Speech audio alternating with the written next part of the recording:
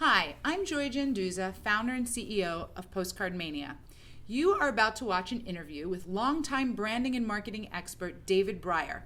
David's worked with companies such as Joanna Vargas, the New York City Ballet, the Cooked Egg, and many more. David tells us about his strategies and even a secret or two. So enjoy. So thank you very much, David, for agreeing to do this with me. I really appreciate it. My pleasure. Glad to be here. Okay, cool. So the first thing when I started reading your ebook, David has a great ebook, The Lucky Brand, that you can get. Where at? They can get it if they just go to risingabovethenoise.com and you'll see the free ebook there. And when I read this book, the first thing I wanted to understand was, can you please define what a brand is? Because Totally. people don't realize it. Totally. Well, the first thing is that there are a lot of books. There's tons of books on branding. There's tons of videos on branding. There's seminars on branding and branding, and it's kind of one of these terms that people have heard. Mm-hmm. Some people think a brand is a logo. Some people think that a brand is their reputation. Some people think this, think that, etc. They don't really understand what branding is. Really over the years, I've worked with startups, that very small startups, to global multi-million-dollar organizations. Name names. Trump, Revlon, Estee Lauder, and then those are on the upper end of the spectrum, and then you have smaller companies like Botanical Bakery out of Napa Valley, or you have Joanna Vargas Skincare out of Manhattan, who's the premier skincare specialist. Great. And so you have all of the whole spectrum.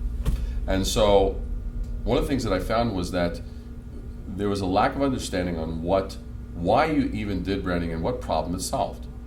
So what happens is that branding comes down to four words: independent of what philosophy and what author you love, and doesn't matter.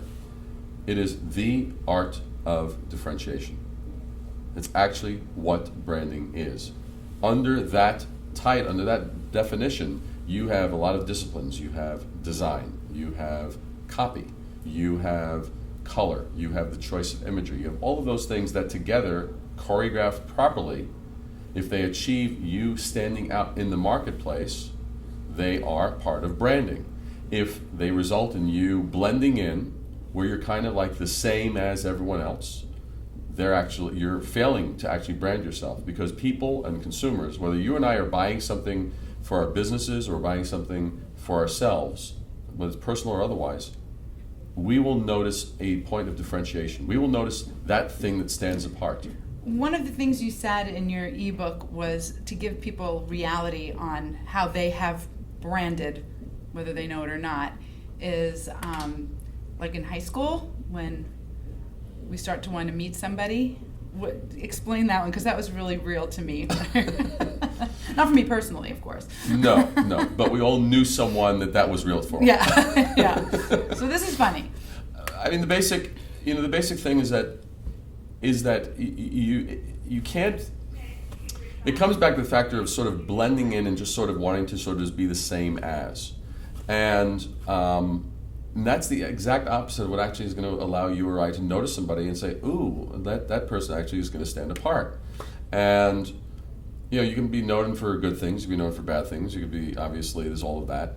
But the only way that you will be, one example I give is if you had a room full of people all basically saying the same thing, and they're all kind of going, "Oh, well, I'm really great, I'm really great, I'm really great, I'm really great, I'm really great," which, when you look at the scheme of business, pretty much everyone's saying the same thing.